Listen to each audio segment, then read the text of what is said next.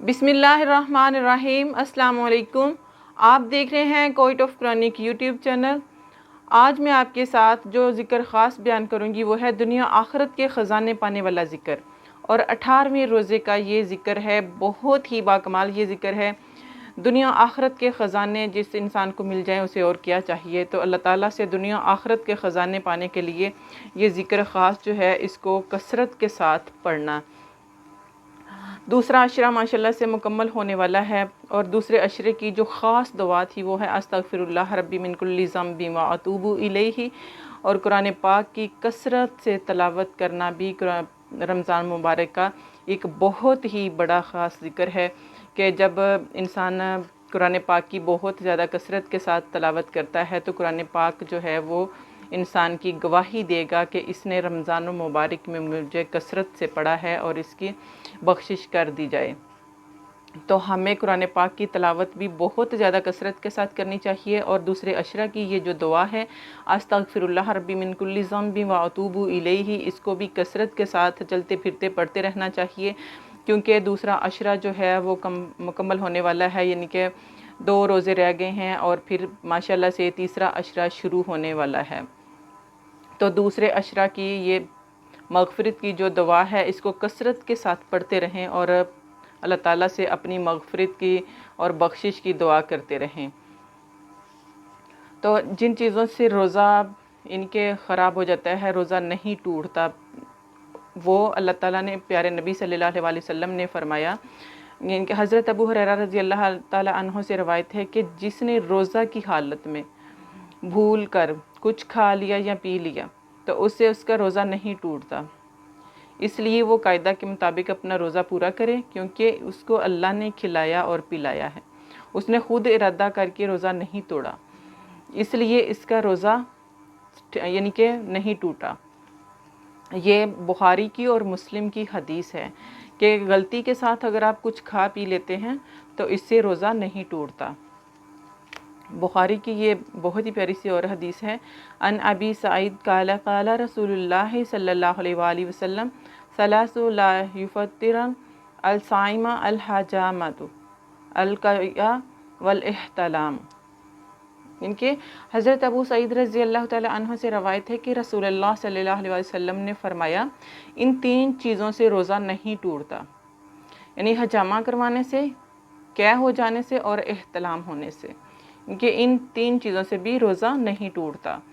आपका रोज़ा सलामत रहता है। आप हजामा भी करवा सकते हैं रोज़ा की हालत में, और अगर कै आ जाए या एहतलाम हो जाए तो इस हालत में आपका रोज़ा नहीं टूटेगा, बल्कि आपका रोज़ा है और आप अपना रोज़ा कायदे के मुताबिक पूरा करेंगे।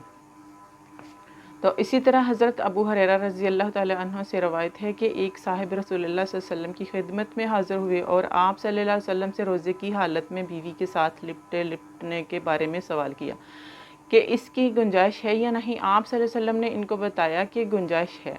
और दूसरे एक साहिब ने आकर आप सल्लल्लाहु अलैहि वसल्लम से यही सवाल किया तो आप सल्लल्लाहु अलैहि वसल्लम ने ममानत फरमाई, इनके मना फरमाया और इजाज़त नहीं दी।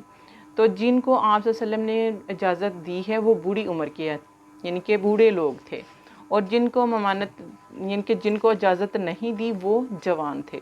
तो इससे पता चलता है कि जवान जो है वो अपनी बीवी यानी कि करीब ना जाए, और जो बूढ़े हैं उनको जाना कि उनमें गुंजाइश है।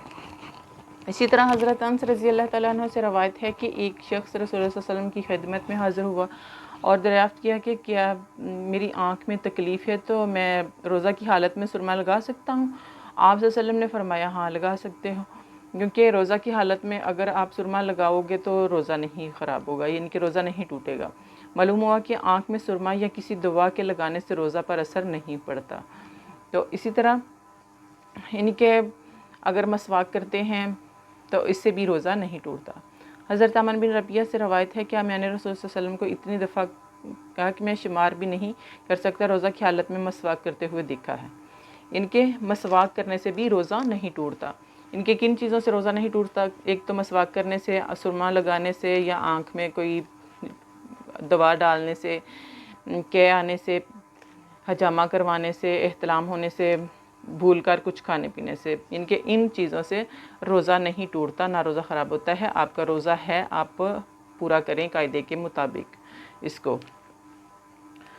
تو 18ویں روزے کا جو بہت ہی زبردست سا ذکر ہے وہ ہے کہ دنیا آخرت کے خزانے پانے والا یہ ذکر ہے۔ تیسرا کلمہ، اس کا ذکر بہت زیادہ کثرت کے ساتھ پورا دن چلتے پھرتے کرتے رہیں۔